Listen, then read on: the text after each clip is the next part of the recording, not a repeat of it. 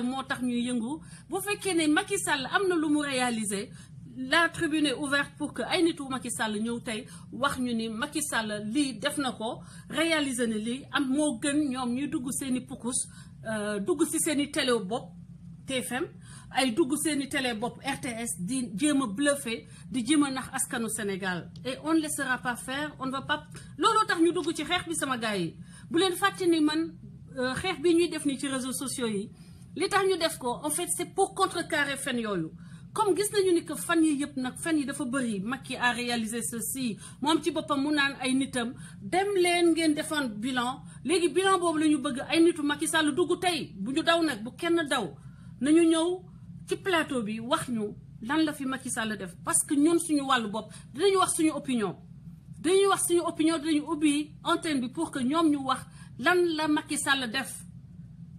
Et c'est ouvert à tous les gens de Macky Sall pour que ngeen ñoo wax ñu lan la ñu Macky Sall defal Sénégal bañ ko falee de 2012 ba tey ma bëggoon a ñëw ci benn point boo xam ne boo leen seetloo sama mur tey ak démb ba tey ci laa nekk di gëstu sama gars yi di wax ni que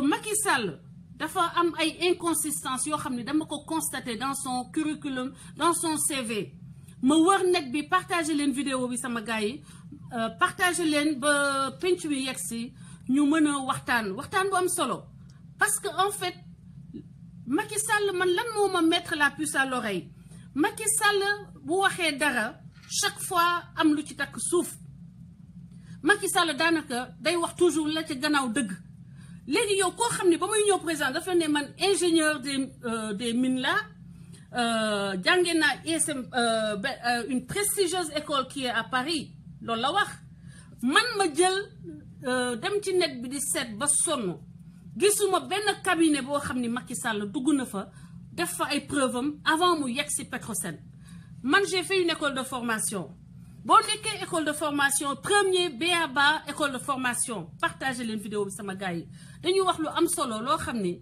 il faut que ñu jël ko en compte parce que Idrissa Seck n'est pas président et chaque jour ñu emmerdé ñu avec le curriculum de Idrissa Seck nekkee bi gën a grave mooy kii nekk président de la République en fait daf ñu mystifier sur son CV te man en tant que sortante d'une école de formation ma mun leen wax nan lay demee école de formation mënoo ko def te génn amul benn cabinet boo xam ni wala benn structure boo xam ni demoo fa def stage pratique durant toute ta formation da ngay dem di def ay stage durant toute ta formation da ngay am ay ñu lay suivre dafay am ay professeurs nga am ay collègues nga am ñoo xam ne yaa leen bokkoon promotion nga am ay professeurs yoo xam ne mën nga leen citer comme référence nga am ay cabinet ak fa nga jaar man j'ai fait mon stage au lycée Galandou Diouf j'ai fait un stage au lycée Galandou Diouf j'ai fait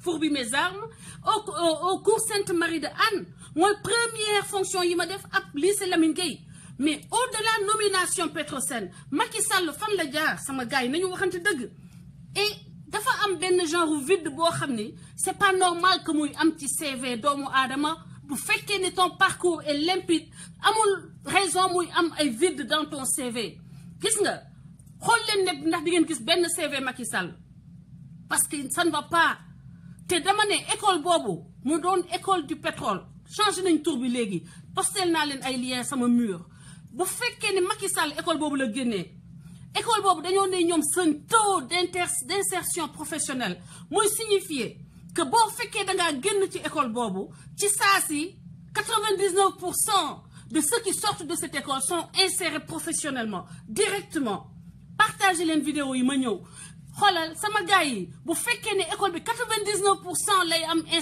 insertion professionnelle Macky Sall ba mu génnee waroon na am benn cabinet français wala international wala un cabinet boo xam ni ne serait-ce que benn entreprise bu ndaw boo xam ni Macky Sall dem na fa war na mën a nekk loo xam ni ñun dañ koy dégg ñooñu mën a témoigner ci passage yu Macky Sall ñooñu mën a témoigner ci compétence u Macky Sall wala ci caractère u Macky Sall. Macky Sall alors c'est comme une marchandise qui tombe du ciel et qui tombe dans les mains de Ablaye Wade après son passage à cette fameuse et prestigieuse université école du pétrole de Paris mu nekk une école boo xam ni financement bi déjà que Macky Sall ait pu avoir un financement pour aller dans cette école nañu xool léegi kan moo financé Macky Sall qui a financé Macky Sall pour que mu mun a accéder à cette prestigieuse école loolu na ko Macky Sall leeral mais yow je suis passée dans cette école et après je suis alors ça dafay mel ni que foofu Macky Sall dafa seey ci nekk ci ngelaw bi ñu gis ñu retrouver ko à Paris ñu koy retrouver à New York ci nettoyer oto ak ci jaay ay carte téléphonique ban ingénieur mooy génnee ci école bu mel ni école boobu dem New York di fa jaay ay carte téléphonique wala di raxas oto sama gars yi nag nañuy utiliser yenn saay suñu xalaat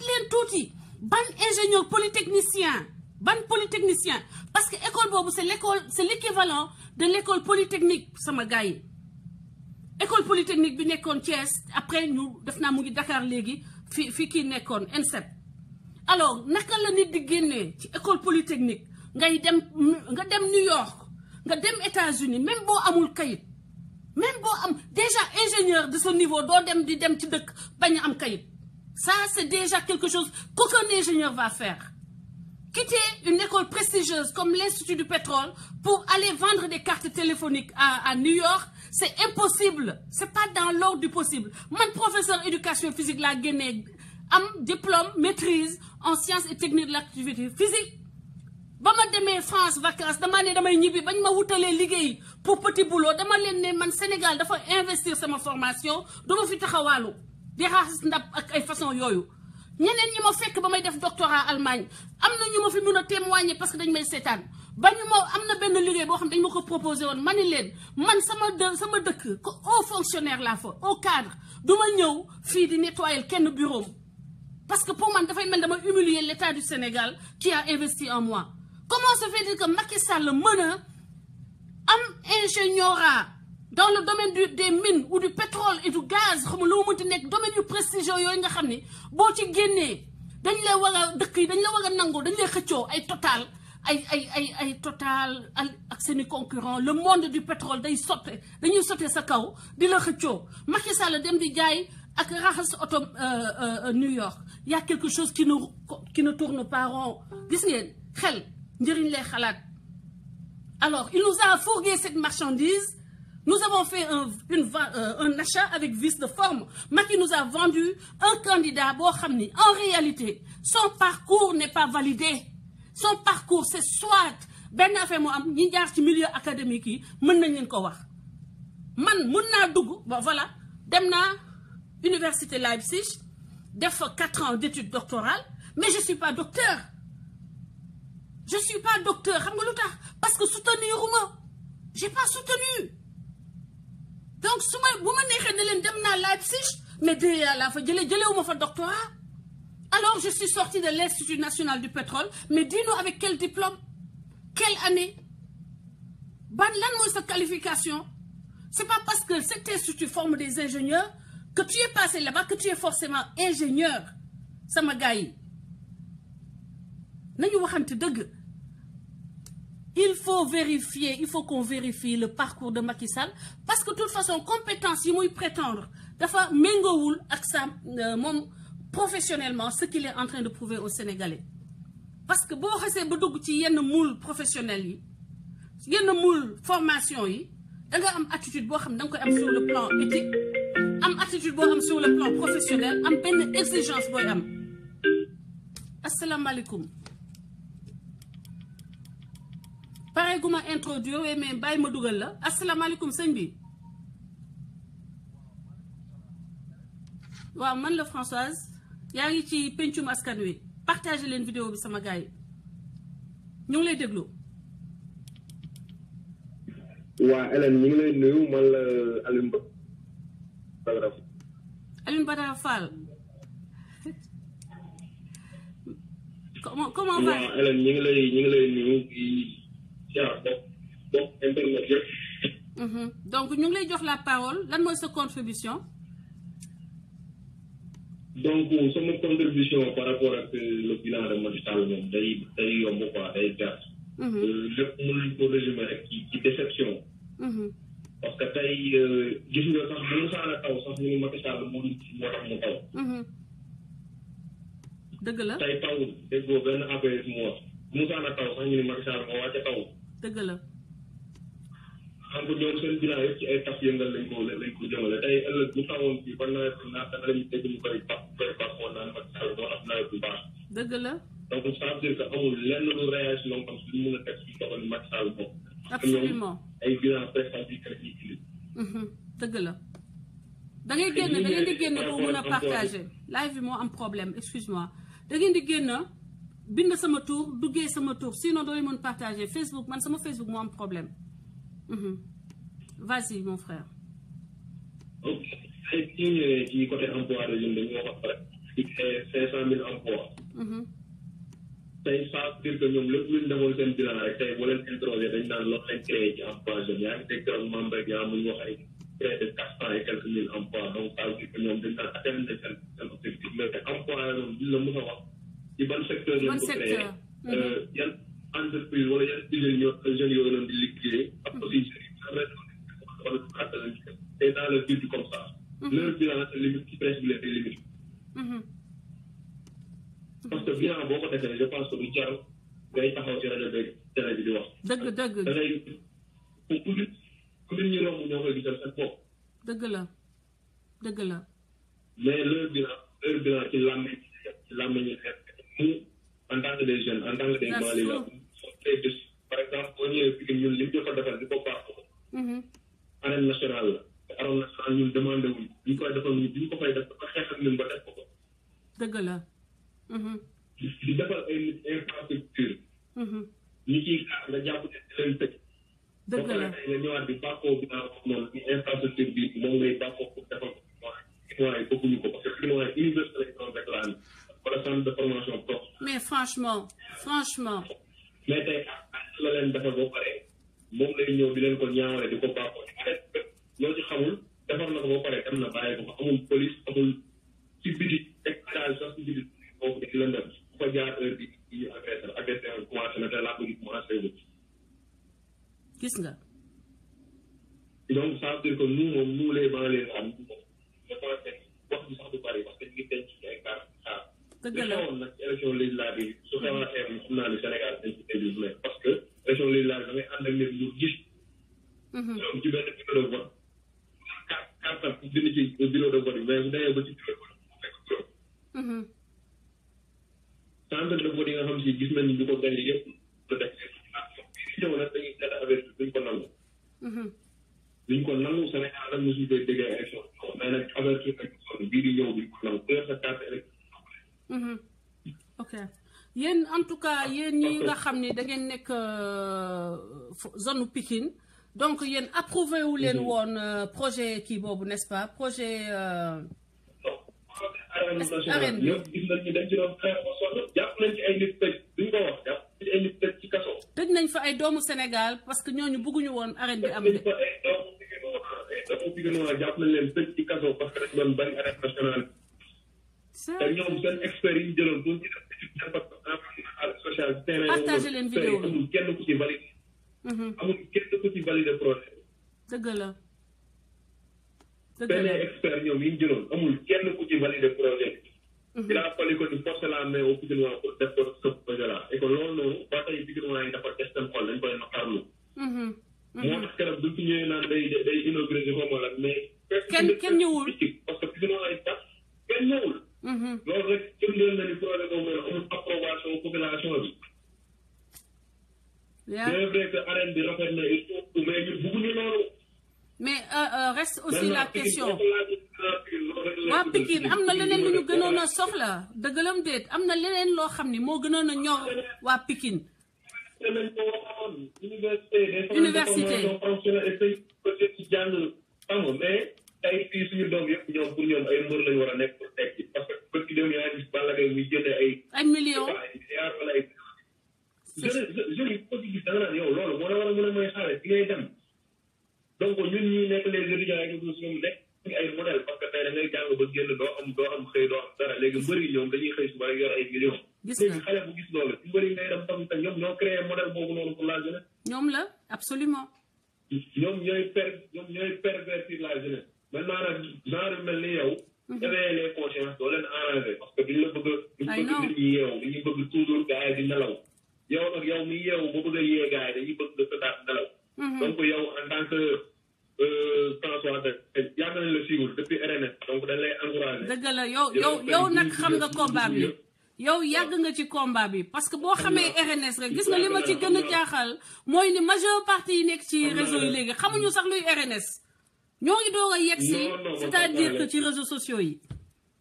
xam naa lépp RNS lépp combat bi yàgg na du tey quoi. du tey ñun yàgg nañu xeexal Sénégal. donc combat bi yàgg na amuñu lu ñuy def lu dul politique la buñ dugul yëpp jàppal ni ñi ngi lay suivre et puis ñi ngi lay encouragé le combat continue incha allah. incha allah mon frère kontaan naa. ok Hélène merci beaucoup. merci et du courage xam naa ne c'est pas facile fi ngeen nekk noonu Pikine vu l'argent que Macky fait couler à flot un peu partout au Sénégal mais yàlla baax na dinañ jàppale. dëgg la merci beaucoup merci Hélène merci beaucoup bye bye. voilà donc may del si waat rek sama gars yi partager leen vidéo bi parce que pencum askan wi on a un problème sama Facebook dafa am restriction donc déjà doo leen mën a dugg rek partager comme avant ñu bëri duñu gis sama live damay nekk live sax nit di ma laaj waaye yow lu tax pendant que maa ngi nekk di live nit dugg inbox di ma bind lu tax dootoo live da nga bàyyi live ñenn ñi ne ma da nga dégg naa da nga dem ci Macky Sall ba moo tax dematoo live mais maa ngi live Facebook moo xam ay algorithme am xawma lu tax mais je suis toujours en live malheureusement les gens voient mon live après vous avez vu live bi ñu def démb ba ma paree déjà mu ngi nii c'est à 9000 K te c'est presque un jour après même résultat lay nekk que live ya ma doon def le seul problème c'est que dans le direct il n'y a pas tous ceux qui venaient et qui pouvaient voir les échanges en direct donc partagez leen dans groupe yi madame Ba dugal leen ko ci WhatsApp yi également te ngeen incité ñi nekk ci WhatsApp bi ñu mën a dugg wax seen xalaat El Hadj Ibrahima Mbow Félix notre secrétaire administratif national xam naa ni yaa ngi en direct Brodé gis naa la nga ajouté ma nga def ma signe inbox dinaa kontaan soo duggee sa dugg dina am solo di remercier di nuyu tam toutes les équipes de Jubbanti un peu partout dans le monde Moustapha Wade maa ngi lay nuyu Abdoul Aziz Fall maa ngi lay nuyu ak képp koo xam ne yaa ngi si suñu groupe WhatsApp bi di xeexal Sénégal di wax ni que xeex bi c'est pas une question de poste parce que mën nañu changer président te duma dem comme na ma contribué woon Macky Sall falu te demuma pour dem liggéey ak moom je suis allée au Sénégal pour le changement mais je n'ai pas été sollicité un poste chez Macky Sall rencontré wu ma Macky Sall amul benn demande d'audience bu Macky Sall mën a génne ne Françoise Hélène Gaye demandé na à me rencontrer d'accord léegi di wax ni que xeex bi c'est un combat de principe bu fekkul woon ni que gêné naa leen yéen waa Macky Sall doo leen di fay ay nit pendant des jours ñu continuer di saaga di xeex di kii waaye li may def nii mission je suis en mission et je suis entrée dans l'histoire du Sénégal c'était en 2012 comme gis nga Alioune Badara bi mi wax xam na li may wax je suis entrée dans cette histoire du Sénégal moderne depuis 2012 parce que 2012 bokk naa ci ñi tax ba alternance am grâce au réseau que j'avais créé et qui ont servi au changement de régime mu nekk en faveur de Macky Sall mi taxaw tey di ma tilimal di fay ay golo ay raté ñu may saaga di saaga comme ni ñuy saaga yeneen opposants yi mais li may wax tey mooy saaga yooyu du tax ma génn ci réseaux sociaux yi parce que bu fokkoon loolu kon saaga yi génnee na Macky Sall palais ça fait 1 an que Macky Sall tëye Assane Diouf daaw la tëye Assane Diouf 1 an daaw 1 an démb ndax ay saaga moom génnul palais man mii ngeen foog ne di ngeen ma génnew réseaux sociaux yi ndax ay saaga ak ay monté non I'm here ba Macky Sall dégagé palais de la République yónnee leen ku leen neex dina wax ak man ay 100 ans du am lu mu mun a teg pour wax ni Françoise moo wax lii jàpp nañ ko déedéet parce que li may def dama ko gëm ñi ànd ak man dañ ko gëm may nuyu waa Jubbanti Espagne ñi ma invité woon démb ma amoon ak ñoom débat bu am solo bu riche di nuyu monsieur Gadio di nuyu Penda Mbaye ak jigéen yi ànd ak moom yépp ay ñoom Aïda Mbodj ay ñoom Maguette Fall et tant toutes ces femmes valeureuses qui sont venues nous soutenir te xam nañu ni boo leen ma xoolee sax xam ne ni duma nit ko gënuma kenn gënuma jàng kenn gënuma xam kenn mais dama bëgg Sénégal bëgg sama askan bëgg sénégalais yi nekk ci jàmm te loolu dinañ ko am par force Macky mënuñoo xañ nekk ci jàmm yaay Ami ma sœur maa ngi lay bëggee di la nuyu bu baax a baax li may tax a jóg sax mënuma leen wax c'est pourquoi mais j'ai envie que su ma ñibbee Sénégal mbeddu Sénégal yooyu dootuma fa gis ay xale yu war a nekk à l'université wala nekk à l'école secondaire ou primaire di daw ba oto yi di leen waaj a rey pour liggéeyal France gratuitement parce que carte téléphonique yooyu ñuy jaay France ngeen di liggéeyal gratuitement parce que vous travaillez gratuitement pour la Sonatel pour avoir benn 100 francs fin boo leen wàccee li ngeen di am du leen mët sax loo leen di reeree loolu warut a am Sénégal et puis avec ça on a quelqu'un qui a falsifié son parcours parce que bu waxoon Sénégalais yi exactement parcours am kon du ma fi toog tey di wax ci moom ma ni leen ñëw leen woote leen wax ci bilan am yéen waa APR yi koy défendre ku ci am looy wax rek ñëwal wooteel nga défendre bilan wu Macky Sall si c'est défendable mais je suis presque sûre que dinaa fi toog ba jóg dem y a pas un seul apériste qui va rentrer doon joxe ay arguments yu convaincants wax ni lii mooy bilan wu Macky Sall. En attendant, je vous présente un bilan. Le bilan de Macky Sall, c'est l'un des plus grands échecs au niveau du taux scolaire. Madame, taux échec examen yi amul benn président bu am échec yu day ni yi Macky Sall am depuis ba mu nekkee président, bien sûr. Jamais il n'y a eu une pénurie pareille sur le plan national. Ndox maanaam temps sécheresse boobu nga xam ne Abdou Senghor moo fi nekkoon.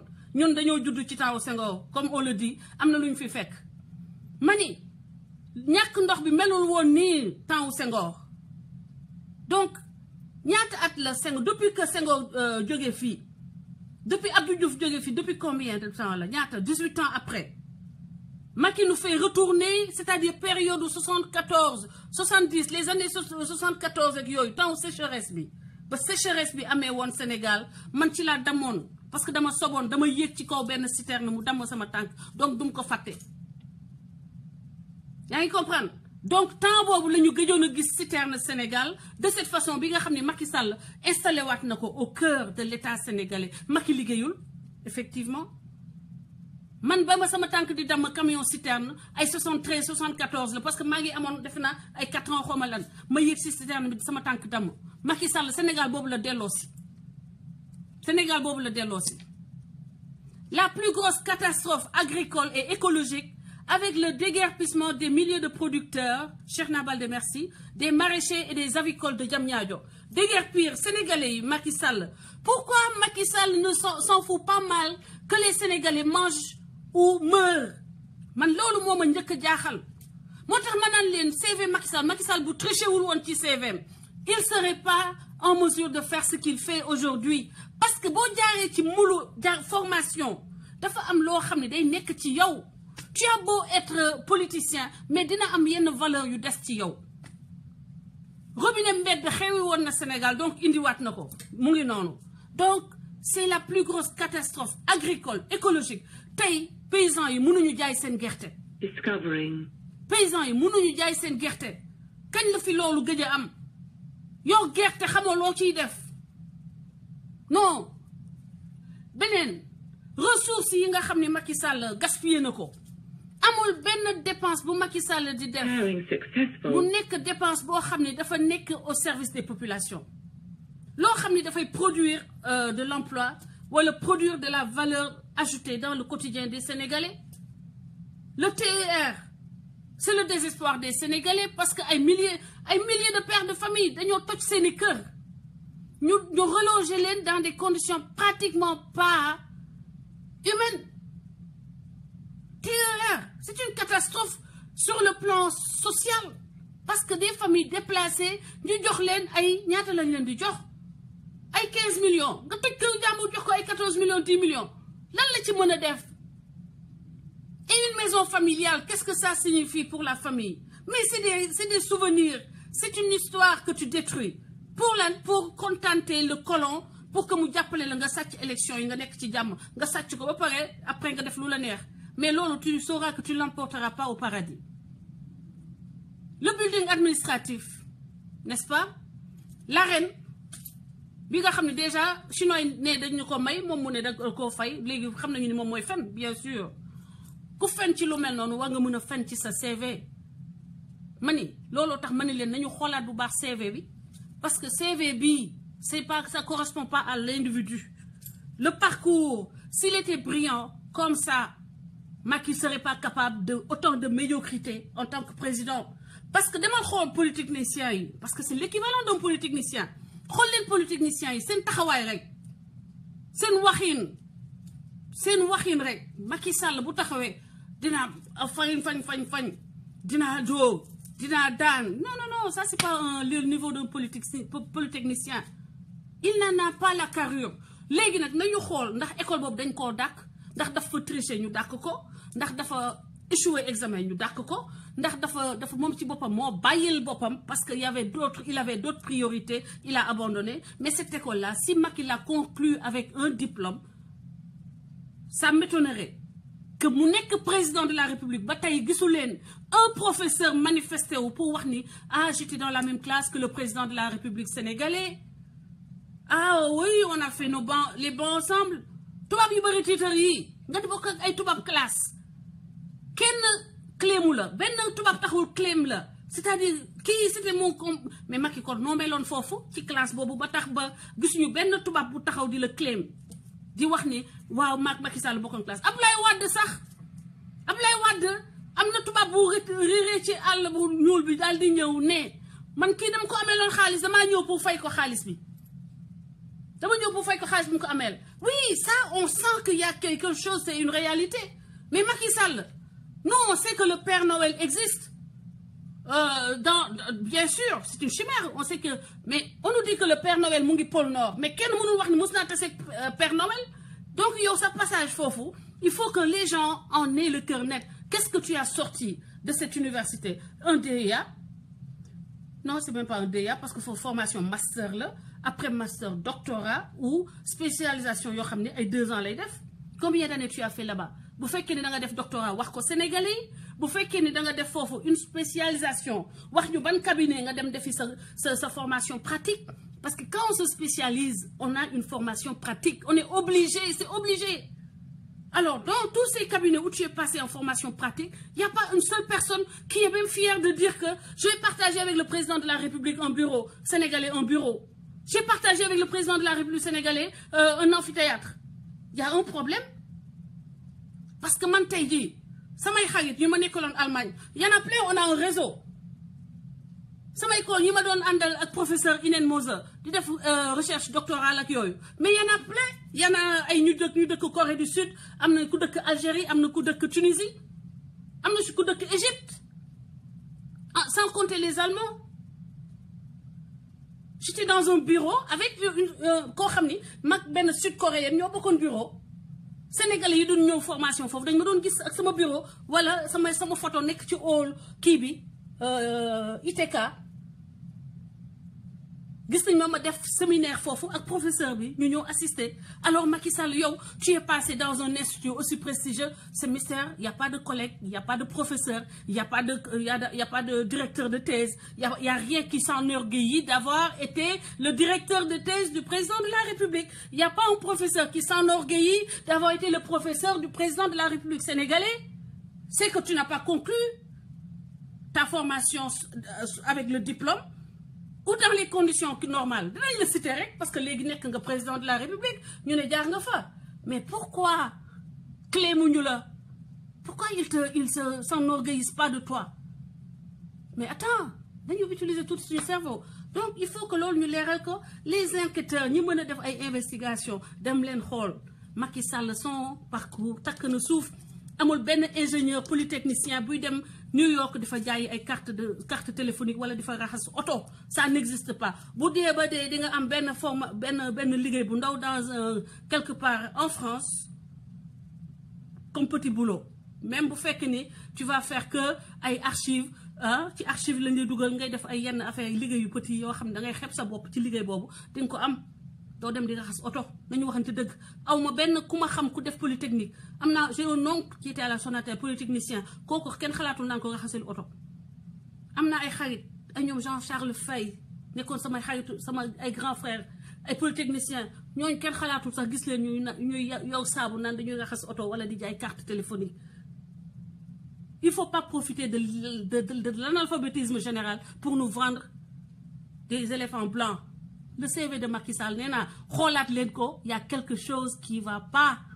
Il y a quelque chose qui ne cadre pas. Il nous a vendu ça parce qu'il est très fort. Mais maintenant qu'on a vu qu'il est capable de nous vendre le Père Noël en personne, nous dire que lui-même il est le Père Noël, en fait, d'un coup peinture mounoul. Donc, les gens ont des diplômes.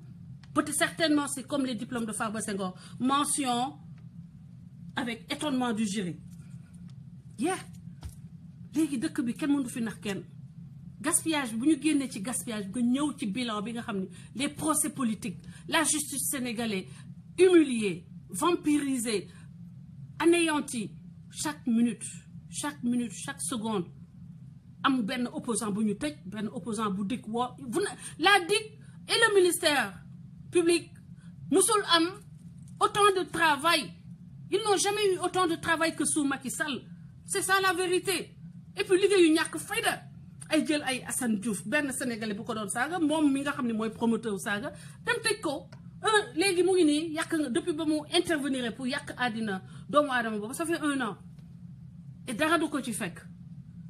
Procès politique yi donc honteux les plus gros détournements des ressources sénégalais yi Macky Sall yow amul kenn ku ko détourné à ce point. Ablaye Wade était assis sur ça. Ablaye Wade s'est assis sur les ressources en attendant de voir comment les exploiter au profit de la population sénégalaise. Nous avons vandalisé quoi? Vous avez fait comme un singe dans un champ un champ prometteur, un champ toluxal. Nga jël golo rek dugal fa. Caxat ko. Légui fimné ni. Tu as hypothéqué maintenant nos ressources. Il va falloir beaucoup de caractère et beaucoup d'abnégation, beaucoup de courage à celui qui viendra après toi pour que nous récupérions, casser ces contrats, récupérer les ressources sénégalais pour que nous puissions mettre à la disposition des populations, nous puissions développer le Sénégal en se basant sur ces richesses-là. Parce que ça nous appartient. Quel momoko? Macky Sall, momoko? Linga jox sa rak momu len ko. Et ça c'est ton bilan, ce vol éhonté de nos ressources. Macky Sall, ça c'est ton bilan. Moi, si on me réveille à 4 h du matin, on me dit quelque chose sur Macky Sall, je veux dire le vol de notre pétrole, le vandalisme sur nos ressources, le zircon, la pêche, le poisson que tu donnes gratuitement à effectivement, suñuy pêcheurs, ils se font canarder par les pêcheurs, la police, l'armée, les militaires mauritaniens à Touba. À Touba, leurs pirogues sont immobilisées à perte de vue. Ils ne peuvent pas récupérer. Ils ne peuvent pas récupérer leurs pirogues. Et tu n'es même pas capable. Parce que quel était où le nid? Chaque fois que tu es en face d'un de tes pères, c'est toi qui perds. Macky Sall face à eux, comment on te donne? Négociation, pourvu que tu ne sois pas sénégalais, c'est toi, c'est le gars qui va gagner. Même le dernier Français sorti de nulle part, il vient négocier avec Macky Sall. Muy or, muy zircon, muy suñu jeune, muy implantation. Nga foog ni Auchan waron na mëna installé au Sénégal dans yow ci sa adina won nga xalat lolu. Ak Sénégal nga xamni c'est un pays de tradition commerciale. Sénégal même celui qui est fonctionnaire de l'État amna boutique. Bo xamni jabaram mu ko fa togal wala jarbatam bi amul liggéey et ça lui permet de soutenir la chaîne de solidarité, c'est-à-dire de combler vos défaillances, vous, l'État sénégalais. C'est une défaillance, yoy, ñoo koy combler. Ces boutiques yoy ñoo koy combler. Commerce yu ndaw yoy nga xamni jigéen ñi dañuy dem France dem jëndi bagage yoy Auchan di jaay, ñoo jaay ko seen mbokki sénégalais, moy combler la défaillance du système ou la volatilisation de l'intelligentsia sénégalaise, incapable de créer des solutions pour les populations. Et qu'est-ce que tu fais? Tu nous ramènes Auchan et tu nous mets Auchan là et tu leur dis faites ce que vous voulez. Vous voulez un terrain, 112 000 francs. Les Romagnates, 1000 mètres carrés, 112 000 francs. Le Sénégalais. Quel est le Sénégalais capable d'avoir 112 000 francs de location mensuelle sur les allées du Centenaire? Voilà, faut que au champ bobu bi gaay di castan yi côté Médina. Xam nga lolu moy yabaté et lolu moy paresse Macky Sall. Ça c'est il est complexé. Complexé jusqu'à la moelle. Complexé jusqu'à la moelle. C'est-à-dire que quand tu sors sa moelle épinière, tu vas voir complexe moo fi nekk. C'est ça l'essence, c'est ça qui le fait bouger. L'endettement du système de santé, la crise de l'éducation nationale, la crise de l'enseignement supérieur, et avec un ministre qui n'est pas capable de dire à Macky Sall wax ko deug. Et qui, c'est-à-dire la faillite des intellectuels sénégalais. Ça, c'est ton bilan, Macky Sall.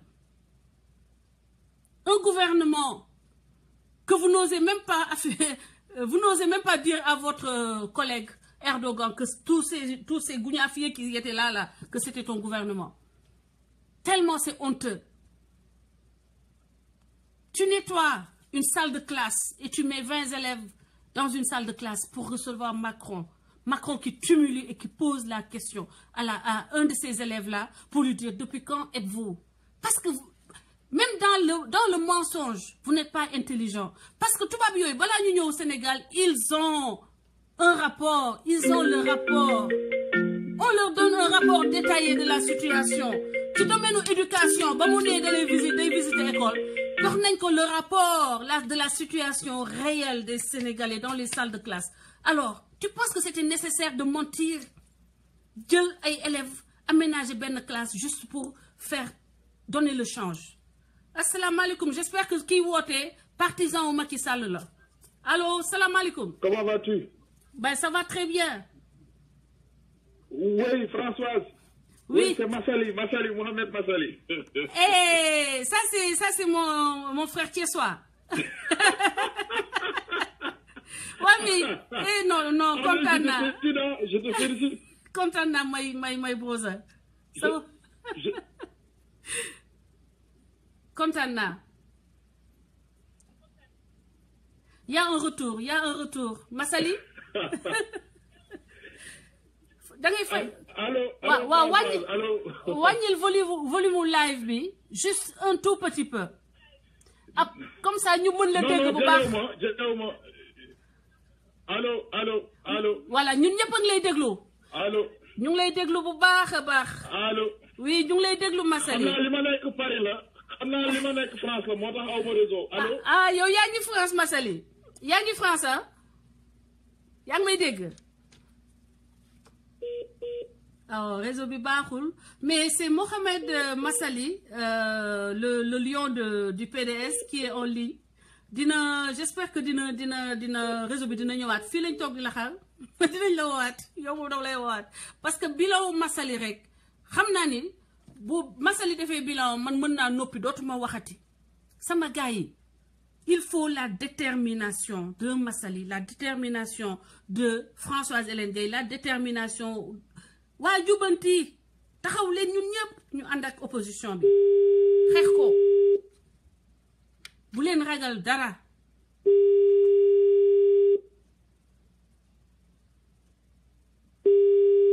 Aïe, le réseau est parti.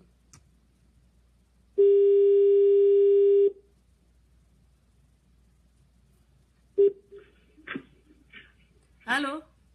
Allô, Françoise. Oui, mon frère. Comment vas-tu? Oui. Waaw yow man gis nga de damay wax ba ñàkk. Waaw ben xam nga di xeex ngir démocratie lu Sénégal. Dafa metti de. C'est très normal nga wax ngir jëmmal ngir taxawal. Parce que dëgg moom dafa def. Dëgg la. Xam nga dëgg ku nekk ko bëgg. Effectivement. Mais sérieusement, nous vous félicitons de votre constance. Merci beaucoup mon frère. De votre engagement sans faille vis-à-vis sénégalais sénégalaises. Merci ça me va droit au lii cœur. wane na encore une fois lii wane na ne Thiès rek nga mën a dëkk. maa la wax lii mën a dëkk Thiès parce que ñun Thiès benn ay góor lañu. c'est vrai. ñaar dañu gëm. dëgg la ñett dañu bëgg suñu réew. effectivement. te dara soxaluñu lu dul dëggal démocratie. absolument. sax ko. ñu doxal ay élections yu jaar si yoon. effectivement. félicité moromam. merci beaucoup ñun loolu la ñu xam. donc tey réew mi li muy doxee ñëpp gis nañ ko. affaire moom tey. yow ñu ngi lay massawu ñu ngi lay massawu parce que gis nañu li ñu def sa kër.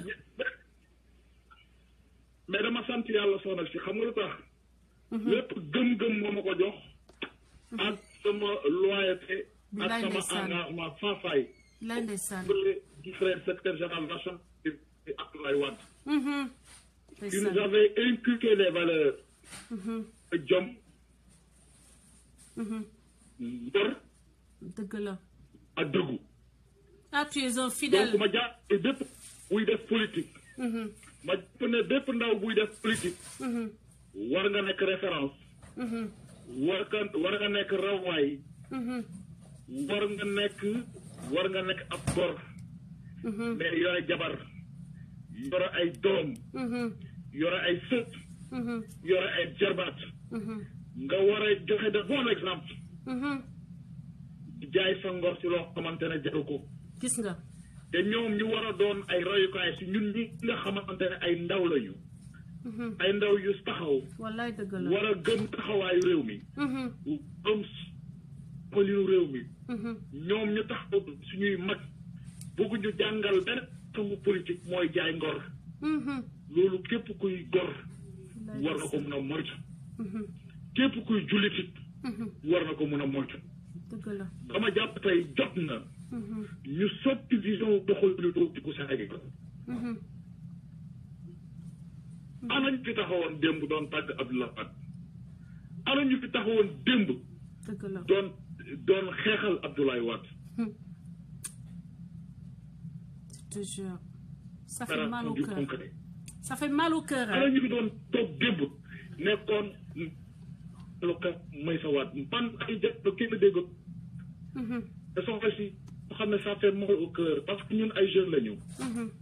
tey war nañu wane de bon exemple ngir ëllëg ngir suñuy doom parce que man dama jàpp ne. sama doom yu jigéen ñu ma yàlla may ñaan naa yàlla ëllëg képp ku leen gis naw leen. dëgg la. ñaan naa yàlla ëllëg képp ku leen gis bëgg leen xam nga ngir lan. ngir seen bàyyi di démb ba muy metti dafa amoon ngor toog kon sama doom bu jigéen fu mu dem sëy bu fa dara amoon it dana fa toog. man dama jàpp ne gor su nekk noonu la war a doxalee. gor su nekk loolu la mu ne liggéey réew mi ku si nekk ak fi nga nekk mais ni ñu gisee tey ñu doxalee ko ak Abdoulaye Wade. ñaaw na. Abdoulaye Wade tàggat leen. métti na ma de. réseau bi baaxul mais Massaly dina ñëwaat dañ koy garder en ligne. ku leen gisoon ne xeeb Abdoulaye de toute pièce. amuñ. mënut a weesu lii Hélène. man dama am nakar dama tawat. ma ñëw doon faju. Massaly amoon rendez-vous médical.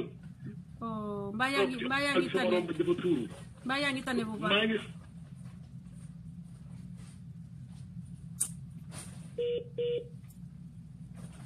man de duma nekkuma woon PDS. daal bi ma tëdd sama rongoñ tuuru. mu ne ma grand la ngay jooy mu xool gis ma yore téléphone bi. doon xool information bi xew ak yàq der ñu doon yàq Ablaye Wade. di ko waxal lu ñaaw mu leer la ni ñoom ku su nekk tey fi nga yegg c'est par la grâce président Wade. sama xol tooy. ma xalaat dimb que ñii nañ teew ñenn ñi les faucons ñenn ñi ñoo doon xeex ñenn ñi. ba ñi ñuy jàppale Macky Sall tey si groupe googu am nañ ko doon xeex. doon xeex Idrissa Seck. xeex Macky Sall mi nga xamante ne tey moom suñu borom jox nguuru Sénégal tey ñooñu ñoo ko taxaw tey yegg ci Abdoulaye Wade mu leer ne ëllëg keneen ku fi ñëwaat it même taxawaay bi la ñuy am même comportement bi la ñuy am. donc jot na tey Sénégal ñu xoolaat ñuy fal. ñu xàmmee bu baax. def na tey Sénégal ñu xool. jiit leaderu politique yi.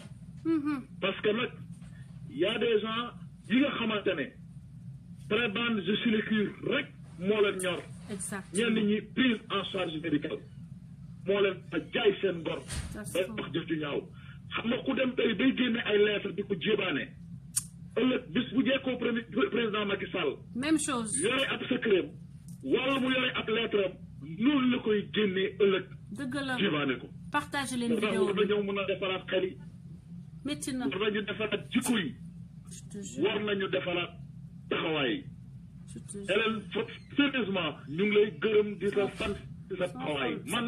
musuma dugg sa live c'est une première. kontaan gis nga je suis ma wax la benn affaire tout le temps je te félicite. merci Massaly. je te félicite pour ton engagement patriotique. je te jure Massaly. vous avez toujours prôné pour le changement. moi je me bats pour un principe pour un Sénégal auquel je crois et auquel Abdoulaye Wade croyait je sais que Abdoulaye Wade croyait en ce Sénégal là. Son combat a été perverti on a volé son histoire on lui a volé le combat qu'il voulait faire pour le Sénégal maa ko wax man loolu xam naa ko dama ko nekkuma woon PDS mais dama gis ba ñuy sàcc combat am ndax ay prébende ndax ay sinécure di ko jaxaseeg ay nitam di monter ay nitam ñi ko bëgg dëgg ñu jaxase leen ak moom léegi nag tey jii sàcc ngeen combat dem ngeen ci Macky Sall. yàlla attere ñu parce que je nga Hélène daguma la 2007 bi ñu nekk pouvoir Macky Sall était le directeur de campagne du président Wade. dëgg la bi ñu nekkee en réunion restreinte pour de la présidence de la République ñuy réunir gars yi génnee ab rapport ne ko président vous allez gagner Thiès j'étais la seule personne dans la salle nekkoon ab ndaw nekkoon ab xale ma ne président ceux qui vous disent que vous allez gagner les échéances présidentielles à Thiès vous mentent ils ne vous disent pas la vérité parce que y a des coins qui restent d'être visités à Thiès ma côté ma loyauté mon engagement sans faille auprès de vous président ne me permettent pas de vous raconter des contre-vérités qui demain cela va se retourner contre ma personne. Ma ne ko monsieur le président vous allez perdre les échéances présidentielles à Thiès et je vous le dis Idrissa Seck va nous battre. Yàlla ndogalam du ñu demee. Dieu m'a donné raison. On nous a laminé à Thiès. dëgg la. adduna bi yëpp gis ko keroog bi ñu dellu see ñoom mel na man la Abdoulaye joxaat kàddu ma wax. te booy xool. ana ñooñu tey. ana ñooñu tey. partagé leen vidéo bi sama gars yi gis nga cette lutte kenn waru leen gëmloo ni que c'est perdu d'avance parce que Abdoulaye Wade est avec nous Abdoulaye Wade est dans l'opposition ceux qui se battaient aux côtés de Abdoulaye Wade véritablement ils sont encore avec Abdoulaye Wade.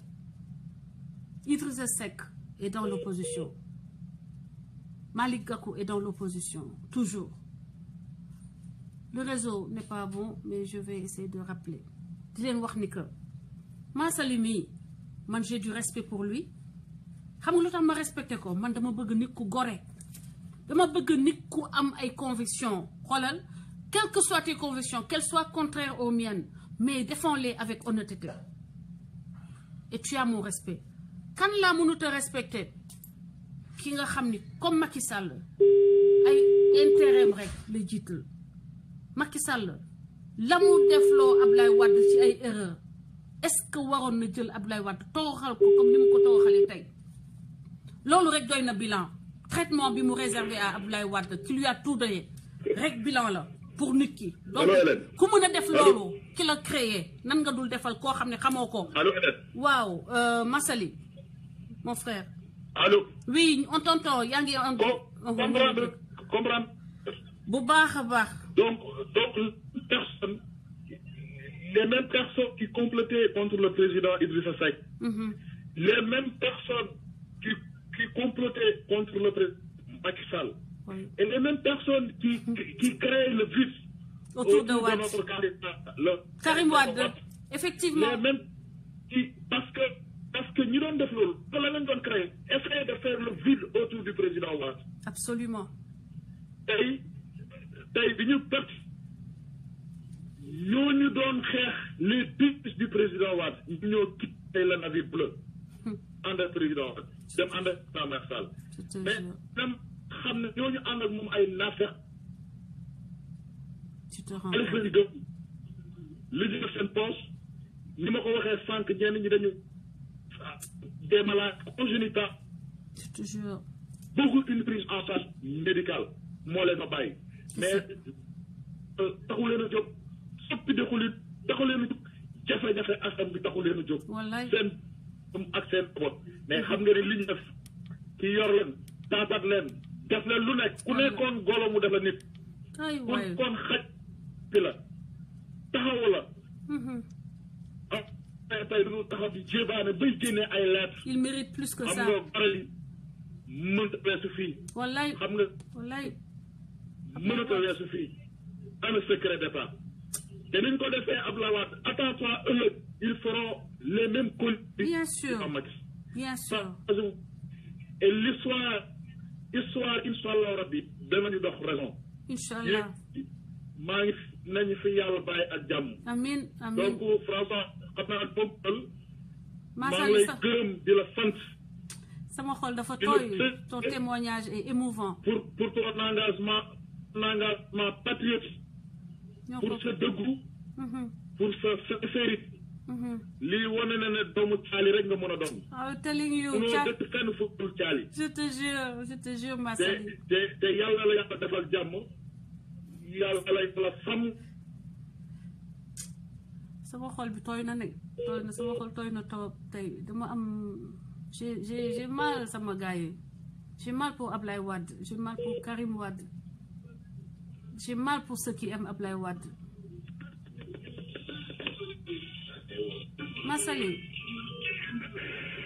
Massaly sama gars yi man de sama xol bi dafa jeex mais lii rek doy na bilan bokki Sénégal ñun ay nit njaay lañu on est un peuple très très humain. Merci Massaly pour ce témoignage pour Ablaye Wade. Merci d'avoir parlé avec ton cœur. Et merci d'être resté à côté de Ablaye Wade.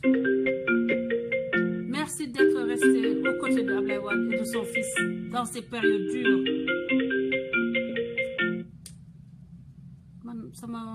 J'ai horreur de la traîtrise et de la méchanceté. El Hadj mon frère jàmbaar waaw man sama xol bi dafa tooy Massaly tey moom vraiment danga ma fàttali beaucoup de souffrance bi ma gis Ablaye Wade di daj depuis des années. Trahison, jamais un homme n'a été autant trahi.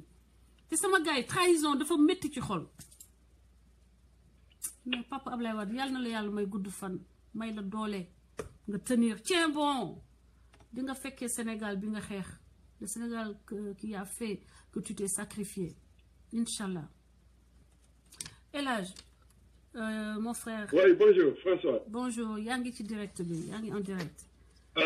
Merci beaucoup maa ngi lay remercier si liggéey bu rafet toujours comme toujours li ngay def rafet na apprécier nañ ko beaucoup. Merci. Bon, je reviens à dire li ma si doon wax toujours rek pour wane ne ay façon leader yu ne dañu amoon depuis des générations et des générations. ku gore la. di changer voilà di changer ay jikko yi. bëgg développer une culture au Sénégal que ne dañu war a wax waxeet mu nekk ay fen yoo xam ne on va accepter ça non nous on va pas accepter ça on est mieux que ça. ñoom bu fekkee ne ñoom dañu bon seen bonu bopp. wala naafeq seen naafequ bopp ba nga xam ne dañuy wax tey lii ëllëg ñu tax a wax jàkkaarloo askan bi yépp weddi ko jël ko teg ko fële kooku ñoom la concerné mais le Sénégalais est mieux que ça. Absolument. sama benn tonton daf ma doon wax toujours benn affaire mu ne ma mu ne ma ne ko woy mu ne ma gis nga am na ay nit yoo xam ne bugg nañu bon te leen waaye am na ñoo xam ne bugg nañu baax def leen ni të. Effectivement. donc lii ñu def ñoom rek la engagé le Sénégalais n'est pas. li ñu def ñaaw na li ñu def Ablaye Wade nii ñaaw na et vraiment rien que pour ça képp kuy Sénégalais war nga sanctionner Macky Sall. parce que du leneen lu dul prébende sinécure égoïsme. donc il faut les sanctionner ba ñu yëg ko au nom de Dieu. Macky Sall dajale na ay raisons ku amul woon sax conviction ne serait-ce que cette trahison cette lâcheté cette cupidité qui a motivé ce départ en masse vers les prairies marron, parce qu'il y a de l'argent, il y a à gratter. Abdoulaye Wade nekkatul yogatul xaalis bu muy leen di séddale ñuy dem di doxaan ak taxawaalu taxawaalu tambambalu partout dans le monde. Alors il faut qu'ils aillent là où il y a les caisses. C'est la seule raison. Et raison pour laquelle ngeen war a dégager Macky Sall pour qu'il ne soit pas... Les caisses, c'est les vôtres. Ku ñëw ka nga dénk sa porte-monnaie nga gis am ku ñëw di kii mais da ngay couper sa porte-monnaie ngay nangu kooku il faut l'enlever parce que toute la racaille du Sénégal a rejoint Macky Sall pour continuer à jouir des ressources du Sénégal à notre détriment. yaa leen koy bañ soxlawul may man this is too much.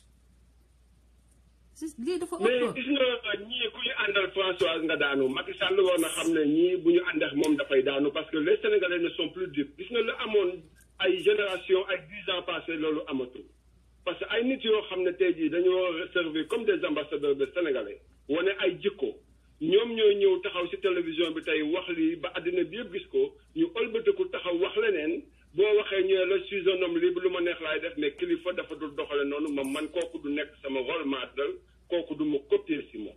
Donc à partir de ce moment ñun li ñu war a def surtout la diaspora ñoo war a def un travail très sensible. Parce que boo xoolee au Sénégal comme la diaspora am nañu connexion 24 heures sur 24 mais au Sénégal pour des raisons économiques am na ñoo xam ne xëy na du ñu mën a jënd connexion 24 heures sur 24 premièrement. Deuxièmement, il y a des coins très éloignés au Sénégal yoo xam ne amul ndox amul courant ñooñu ils savent pas ce qui se passe.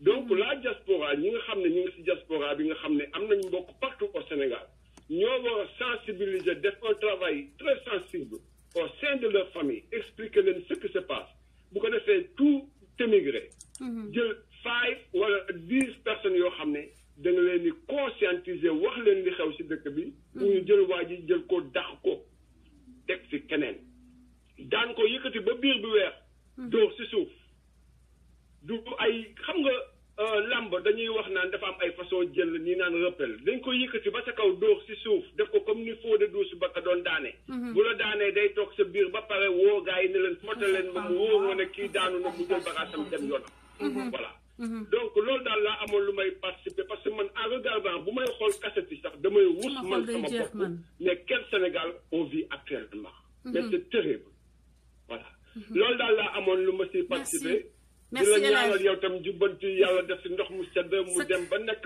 un parti boo xam ne officiel reconnu par l'État sénégalais bu ko defee muy make différence au sein de l'Assemblée di wax nit ñi di dégg ñu am baat comme tout le monde. Inch'Allah. So thanks again and good job Françoise. Thank you Rose kontaan naa ci intervention bi. Merci. Jaajëf. Voilà, donc comme ni ko Massali, je remercie beaucoup Massali de nous avoir rafraîchi la mémoire. Parce que man li may wax toujours réseaux sociaux yi dafa bëri suñuy doom suñu ay xale yu fekkeewul yenn yu bëri daf leen di échapper.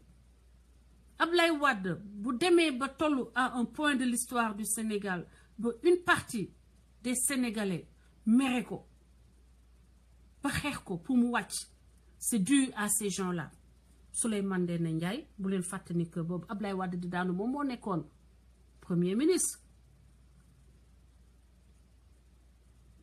kooku Pape Samba Mboup ñooñu tudd woon les faucons du palais Samuel Sarr nekk plan te takk Samuel dafa demoon ba courant bu coupé ñu ne Samuel Sarr coupé na Samuel Sarr dañ ko méngale woon ak échec à produire du courant plan takkal bi Karim Wade teg il faut à tout seigneur tout honneur plan takkal ak luñ ko mënti wax moo tax tey Macky Sall fekkee am moins de problèmes sur le plan de la production de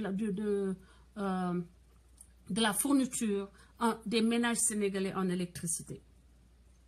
Alors c'est cette racaille man tudduma tugu kenn je dis cette racaille qui a valu à Abdoulaye Wade de perdre le pouvoir a migré vers Macky Sall. Képp kuy sénégalais te nga un sénégalais qui se respecte laa wax de malheureusement l'analphabétisme fait beaucoup de dégâts. Félix, my brother, come. just 1 second. L'analphabétisme fait tellement de dégâts que da ngay dégg kuy wax ni Macky Sall pourtant mu ngi liggéey lan la def stade mais stade boo xam ne ña fay war a daw amuñu lu ñuy lekk ban njëriñ la am xoolal Sénégalais comment ils sont rachitiques. Ils vont faire quoi dans ces stades-là? Ils vont performer quoi? Stade boo xam ne du am suivi du am maintenance ça sert à quoi? Félix maa lay jox la parole mon frère après ma dellusiwaat partagez leen vidéo yi parce que ce live comme je vous le dis est un live citoyen et c'est ouvert aux partisans de Macky Sall pour qu'ils défendent leur... Macky Sall t'as pas besoin d'envoyer des gens ñuy am 2 vues live 2 vues say nit nañu ñëw fii joxe ay arguments ça fait 6 mois que je le dis personne d'entre vous n'ose venir mais comment défendre l'inexistant? Il y en a pas vous n'avez pas quelque chose à défendre. Félix je te donne la parole mon frère lan mooy sa contribution. ziar bu baax dama xaw a tawat sax. dama tawat baat bi leeru dama sax. baat bi gënoon na nakari dafa nakari woon mais dina gën a nakari. bu la dara métti.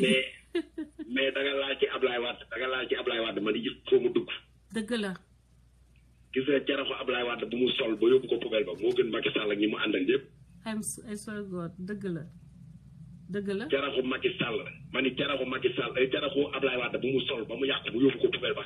moo gën Macky Sall ak ñi ànd ak moom ñëpp. absolument. Au plan intellectuel y a pas photo. Au plan politique y a pas photo. Au plan parcours y a pas photo. Macky Sall n'a pas de parcours. Macky Sall amul parcours. Quel est le parcours de Macky Sall? Macky Sall n'est pas méritant. C'est parce qu'ils ont complété contre Idriss Seck. C'est parce qu'ils ont traversé l'histoire. Moo tax Macky Sall nekk président de la République. Macky Sall c'est un yatis historique. li tubaab tuddee yatis historique moo loo xam ne day am ci histoire te warut a am. ñun nag léegi Sénégalais yeewu nañu peuple day juum ab peuple day juum pourquoi l'Allemagne avait mis en exergue comment il s'appelle encore Hitler était considéré comme un héros mais on s'est rendu compte que Hitler est dangereux loolu day am ci peuple c'est des étapes de l'histoire qu'un peuple traverse dans son évolution loolu moom Macky Sall mais léegi dama ni gars yi dañ ni loolu doo ko nax ñaari yoon loolu du ma tudd tur bi. Macky Sall nax nanu benn yoon bi. waaw ñoom rek comme ñooñu rek ñooñu nga xam dañ leen war a jox carnet de santé ñooñu dem rejoindre Macky Sall. mani mais nax nanu ñooñu nag laa bëggoon a ñëw ci ñoom sax ñooñu dinaa ci ñam mais aussi mag day gis. mag day di toog gis loo xam ne xale day yëg ci état di ko gis. dëgg la sa papa. dafa ñëwoon di 2012 mu ni nan fi bàyyi Ablaye Wade. nan fi bàyyi Ablaye Wade gisuma ko fi ma nag ko gisuma nan ko fi bàyyi ñu ni ko lan moo tax mun leen dama yàgg Senghor ak Blaise dama fekk lépp léegi j'ai plus de 90 ans mais Ablaye Wade moo mën a yor Sénégal parce que mag la mag day xam noppi mag day xam lu bëri mag day am yërmande Ablaye Wade su amuloon yërmande le 23 juin moom bi ñuy lutter contre le parrainage nan la def il a bunkerisé Dakar il était prêt à abattre des Sénégalais comme des lapins. Il était prêt à tuer des Sénégalais comme des lapins. Man la Macky. Ah ouais? Bilan bu baax amu ko fi. Stade yëf yi am xamul lu muy def Macky Sall day ngénte doom yi mu jurul. Stade Léopold stade kii bële arrêt bi Abdoulaye Wade moo ko fi wax daa dem ngénte ci doom ji mu jurul. Mani la fële mu dem aéroport de Diass yi dafa ngénte doom ji mu jurul benn papa loolu la wax nee na ma ngénte doom ji mu jurul de. ma nga ngeen te doom ji mu jurul de loolu la fi nekkee kii amul bilan kii ñi ban bilan la koy teg Sénégal bourse familiale c'est une honte bala ngay may nit ki jën toujours da nga koy jàngal nu ñuy nappee bala ngay may nit jën toujours da nga koy jàngal ni ñuy nappee jubbanti nag nii ñëw jàngal leen nu ñuy nappee mani ñoom amuñu fit Macky Sall am na ñoo xam ne duñ ko ñemee défendre xam nga la moo tax duñ ko ñemee défendre parce que Macky est minoritaire ils n'auront pas d'argument dugg ci sa laay bi am na benn laay boo xam dañu leen dugg fa mais ñi meewuloo dugg. Macky Sall. ba tey jii. à défaut d'argument. c'est ouvert à vous hein. à défaut d'argument. rentrez et défendez votre président. maa ngi leen di ne mais nag maa ngi ci xoolal dama feebar maa ngi ci gis sa commentaire lu fi waay def ba pare dinaa la commenter lu fi waay wax am na waa ji dugg di wax am na waa ji commenter di jéem a kii c'est pas à lui de diriger notre life. nous parlons du bilan de Macky Sall le bilan de Macky Sall est nul Macky Sall n'a absolument rien fait. Les Sénégalais vont le sanctionner, il le sait, il est en train de refuser d'organiser des élections libres et transparentes en confisquant les cartes directeurs. Il y aura 3 combats. Le premier combat, ce sera l'opération Gësëm. Dinañ ko gësëm parce que dafa sàkk carte membre bi su ko gësëmee. Opération takk ci rib. Opération takk ci rib. Avec la diaspora. Opération takk Madame. Avec la diaspora. Avec Madame Ba. Waaw. Ak nos lions de la diaspora ñoom Penda Mbaye ñoom Madame Ba ñoom Karima Sall te li neex ci xeexu jubanti mooy c'est les femmes qui entraînent les hommes ñooy taxawal seen i góor seen i càmmoñ yi taxawal seen i jëkkër taxawal seen i doom parce que xam nañu ni que jamono yi ñu nekk nii les hommes sont fatigués la dépense quotidienne c'est difficile de la réunir du 1er au 30 du mois te loolu jigéen ñi dañ ko ñu ngi ciy souffrir moo tax ñu décidé taxaw. Mani François foofu may ma feelu la foofu ñu nga man je respecte les femmes dama bëgg jigéen. xam nga moo tax ma bëgg jigéen parce que j'étais proche de ma mère. xam nga moo tax ma bëgg jigéen dafa am jom. Dans mon mémoire j'ai parlé de la femme les femmes ont joué un rôle déterminant je parle des femmes de Nder. Je parle dans les citoyens Diatta je parle de ces femmes. En Afrique du Sud on a montré dans les images une femme qui a été abattue avec son bébé parce qu'elle était révolutionnaire et luttait contre la bataille. On a parlé, il y a Rosa Parks. Les femmes, c'est les gardiennes du foyer, on doit les promouvoir. Voilà pourquoi man duma anduma kii de comment elle s'appelle Aïsta Sall bi ma demee bac Podor daaw dem naa ba seen kër fekkuma fa. On m'a présenté son oncle, j'ai discuté avec lui. Man j'aime les femmes qui combattent, j'aime les femmes qui se battent.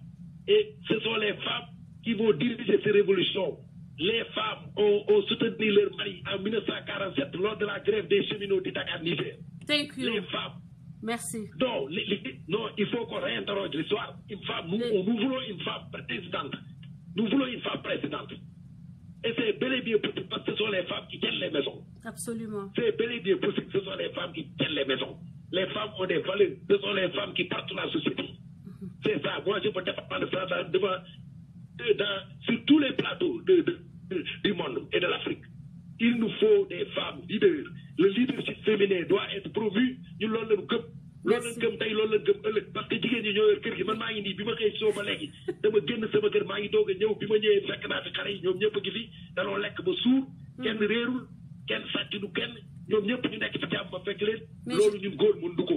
J'aimerais bien ci kër gi léegi kër gi jaxasoo. Félix. waaw naanal ndox nga toog. bul génn de damaa bëgg damay. Abou Abel Thiam laa bëgg a waxal. Abou Abel Thiam un des glablateurs. mais yow dafay xoolal. su paree ma ne oui ma su paree je l'invite à un débat je l'invite à un débat télévisé ñoom moom télévision yi invité naa ko débat. thank you fu mu bëgg rek bu ma nekkul Sénégal sax samay bras droit ngi Sénégal. pare nañu. il faut lui dire que Félix Mboup veut s'engager avec lui dans un débat autour de questions politiques très précises. Mais nag Félix da ngay wax Félix Mboup de Djoubanti le secrétaire national de Djoubanti veut un débat face à face avec Abou Abel Thiam pour rectifier les mensonges qu'il a pondus hier. Parce que monsieur Abou Abel Thiam, vous en avez pondu une belle flopée, un beau chapelet de mensonges, très très beau, très bien arrangé avec vos complices. Mais permettez-nous, yow ma lire le mensonge yi après yow aussi de réagir si. Ñu ngi lay déglu nag Abou kii sa collègue la. collègue nga sa ci man jàngalekat la may jàngalekat kii jàngalekat la bu ko ci ñemee rek face à face dootoo ko defati jëm ko rek dootoo ko defati te nag on vous a défié sur Pencum Askan Wi une grande écoute te su ma paree nii fii ak suba dina am 10 000 personnes autour de 10 000 personnes yu déglu live bi dégg nga ok Abou Abel vous dites Félix relax tuuti nga récupéré ma liiral la li Abou Abel wax ma synthétiser ko tuuti. ma ni su bëggee la mais li mu bind ma tontu ko Abou Abel gën ma dégg tubaab. Abou Abel lu mu bind ma tontu ko ma ni lu mu bind loolu yónnee ma ko cette flopée là il faut m'envoyer ça. je t'envoie ça je produis une satire. gënu ma dégg tubaab Abou Abel néew ma maa ko tàggat jàng néew ma maa ko gën mais gënu ma dégg tubaab loo ko nag man maa licence en fait bi may am licence Gaston Berger 5 personnes ñoo ko am au mois de juillet Ok. Ma licence a fait 20 ans, 97 ans am licence. Bonsoir, Pape. Licence français, 5 personnes ñoo ko amoon université Gaston Berger. Ne quitte pas, amoon. je veux présenter ces contre-vérités et ces chimères. Je vais présenter ces chimères, après nous allons les analyser. Abou dit que 4 éléments, ci moom li muy wax damay lire ci muram, 4 éléments permettent de se faire une opinion crédible sur les chances d'un candidat. Son coefficient personnel. Bindal denc, bindal. Coefficient personnel. Wow. La crédibilité des hommes, symbole de son parcours. Oh, ça c'est une série sur le gâteau. Je vais faire des roulades Perrier, damay Perrier arrière. Damay def ay Perrier arrière avec l'argumentaire de Abou Abel. Parce que si Abou Abel dit que 4 choses peuvent déterminer les chances d'un candidat pour se faire réélire. Xoolal Abou Abel tey yow tey rek ngay dee. Son coefficient personnel. Non, du ma ko tay may na ma jël yow après lii dama koy toj. Son coefficient personnel. La crédibilité des hommes symboles de son parcours. Le programme qu'il propose. Et s'il s'agit d'un sortant comme le mien, le candidat, le bilan de son mandat. Donc, 4 choses, chers compatriotes sénégalais. Le coefficient personnel du candidat. On va d'abord parler du coefficient personnel du président Macky Sall, puisqu'il s'agit de lui. Quel est le... Mani, déjà que son CV, son coefficient personnel est une chimère. Parce que déjà, si vous prenez un homme qui est sorti, ingénieur d'une prestigieuse école, et il n'y a pas un seul cabinet qui s'enorgueillit de l'avoir eu comme stagiaire ou ça veut dire que le gars, le coefficient, il est égal à 0. Polytechnicien, laveur de voiture à New York, vendeur de cartes téléphoniques trafiquées à New York. Quel est le coefficient? Coefficient dont vous voulez parler, monsieur Abou Abel. Avant d'atterrir à Petrosen, quel est le parcours académique, on le sait, professionnel? Je veux parler des réalisations professionnelles, du bilan professionnel de monsieur Macky Sall. Le coefficient est 0. Parce que s'il n'avait pas été propulsé au sommet, s'il n'avait pas un Pygmalion, s'il n'était pas un Pygmalion, il n'aurait rien eu. 0. Amul ben lenen lo xamni lulu nomination. Donc coefficient 0. Parce que xam nga kan lañuy wax coefficient ñu mën ko tito, c'est quelqu'un qui s'est battu pour s'insérer dans une prestigieuse compagnie comme ay KPMG, par exemple quand tu sors de Polytechnique, voilà, nga dugg ci institution internationale comme Aminata. La Aminata même bu fekk ne falsifié na tout CVM. Mais votre monsieur fan la toj avant mu yegg si Petrosen fu mu toj. Donc coefficient personnel yaa ko rey te xaama def screenshot balaa ñu effacer poste boobu. Parce que coefficient personnel c'est 0. may leen ma une seconde parce que bëgguma lii ma perdre ko man nii lay def lu ma gis am solo. Donc monsieur Abou Abel Thiam, votre candidat, coefficient personnel, parce que si on le prend sur le plan des réalisations professionnelles, qui a été un peu embelli par des décrets présidentiels de Maître Abdoulaye Wade. 0. Un peu embelli. Xam nga lan lay wax ci coefficient personnel, c'est celui qui professionnellement est devenu une sommité dans son domaine, ou bien qui a innové dans son domaine, ou qui a fait des réalisations qui le hissent au rang des excellences dans son domaine, des personnalités dans son domaine. J'ai pas pu finir mon doctorat, mais bon demain ici c'est mon domaine, on vous parlera de Françoise, avec respect. Où a-t-on vu un collègue de Macky Sall dire qu'on a été dans tel cabinet ou dans tel et qu'il était un gars, un mec extraordinaire ou bien un mec am jom mën liggéey et tout. Donc coefficient, où est le coefficient? Où est le coefficient personnel? Ou bien yow da nga déggo tubaab. Coefficient personnel. Coefficient, c'est quelque chose qui bonifie, qui magnifie la valeur d'une chose. Mais où est le coefficient? Pas de coefficient nga fi gisal Macky Sall, à part nomination. Mais nomination, il n'y a pas de mérite dans une nomination. Tu n'as pas compétit. Il n'a pas compétit pour que nous menons avoir coefficient. Donc, il n'y a pas de mérite.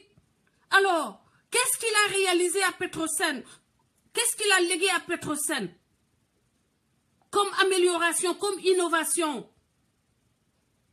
Lan, ok, on passe au ministère des Mines. Où vous avez vu une innovation que ce fameux ingénieur des Mines a fait et qui a poussé la recherche ou bien les réalisations du Sénégal dans ce domaine d'un plan sur le sur étape E, let's say 4, à une étape E9, par exemple, là nous avons 10 maximum, par exemple. Faut nous avons un coefficient personnel. Donc, il n'y a pas de coefficient personnel. Il n'y en a pas. Il n'a pas un coefficient personnel qui mérite qu'on dise qu'il peut se prévaloir de ce coefficient pour être réélu. Mais ça, c'était le plan professionnel. Maintenant, sur le plan humain. Sur le plan humain.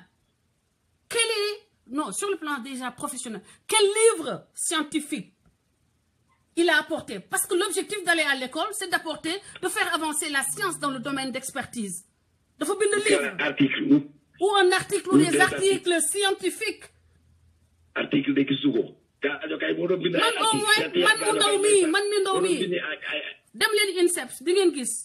Madame, que la terre lui soit légère. Madame Aminata Diak, ça ma thèse, la donne de fait cours.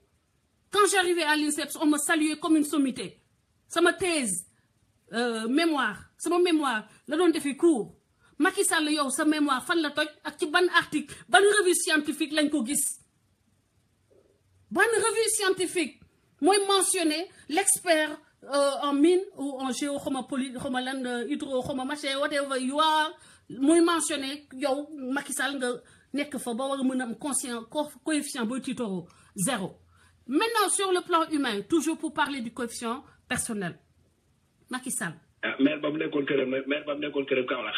Maire bam nekkoon këram Kaolack mu ne bam fi jàngee bam fi jugee la fi gëj. Maire bam nekkoon këram Kaolack. Sur le plan humain, nañ jël l'arrestation de Karim Wade. L'arrestation de celui qui vous a fait la destruction de la maison de celui qui vous a fait pratiquement parce que vous l'avez laissé en décrépitude pendant des années. La confiscation de la maison de Abdoulaye Wade qui l'a achetée avant sa naissance. Une maison mythique qui a été achetée avant votre naissance. Sur le plan humain, quel est le coefficient dont Macky Sall peut se prévaloir? Macky Sall ou un de ses supports? Abo Abel, yéen bu leen ñu sonal. Par critère, nañ jël par critère boobu ba suba du jeex. Ba suba du jeex. Critère boobu ba suba maire bi mu nekkoon këram moo taxaw di wax doomam wax télé ak rajo ñëpp di seen rajo da doon dem di ko noppil xam naa da doon dem di ko noppil maire bi moo ni ba fi jàngee kii rek xuluñee ko comme lan la bëggoon kii bi mu bëggoon légume bi ni moom rek la bëggoon mais ba mu nekkee premier benn yoon la ko gis mu ne président gis ko maire bi dafa fii xam naa dañ dem tëj gémmiñam mu gis ñu naa maire bi dafa naax.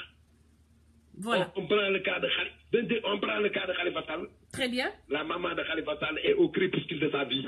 On condamne injustement Khalifa Sall, alors que Khalifa Sall a soutenu sa femme, ses militants, a donné a refait à son directeur de cabinet, comment il s'appelle, je ne sais même pas si le directeur de cabinet, Gueye, M. Gueye, il lui a refait sa dentition.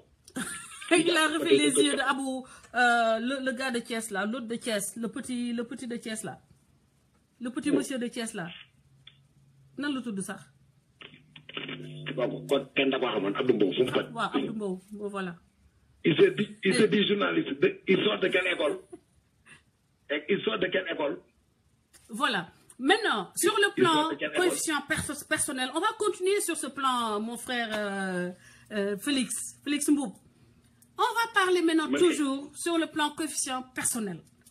Alors, le président qui est passé dans la gestion des données de Petrosen, qui arrive et qui commet un délit d'initié, qui prend les axes partout où il y a beaucoup de pétrole, les vrais, là où il y a les ressources du Sénégal, mu def ay papiers yo xamne mu signé ko jox ko frère.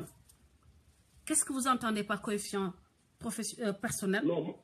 La capacité à violer les règles morales.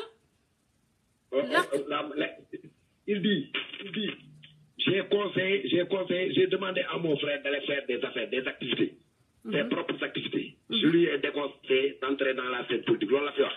Il ne bénéficiera jamais d'un décret présidentiel. Tay bu jox ko caisse de consignation. merci. fexe ba mu nekk fekk ba association des maires du Sénégal maire Sénégal yi nag ñoo am fulla parce que su ma nekkoon maire man du ma jiite man laa wax si j'étais maire je n'allais pas voter pour lui je n'allais pas le considérer j'allais contester le fait qu'il soit président des maires de l'association des maires du Sénégal. Absolument. Donc sur le plan moralité même sur le plan moralité 7 ans laay def 7 ans laay def wax waxee nga ñëw def 5 ans il commet un constitutionnaliste tailleur. Un constitutionnaliste tailleur kooku moom tabaski gi waroon na am xaalis moom moo war a am xaalis tabaski gi. ragal yàlla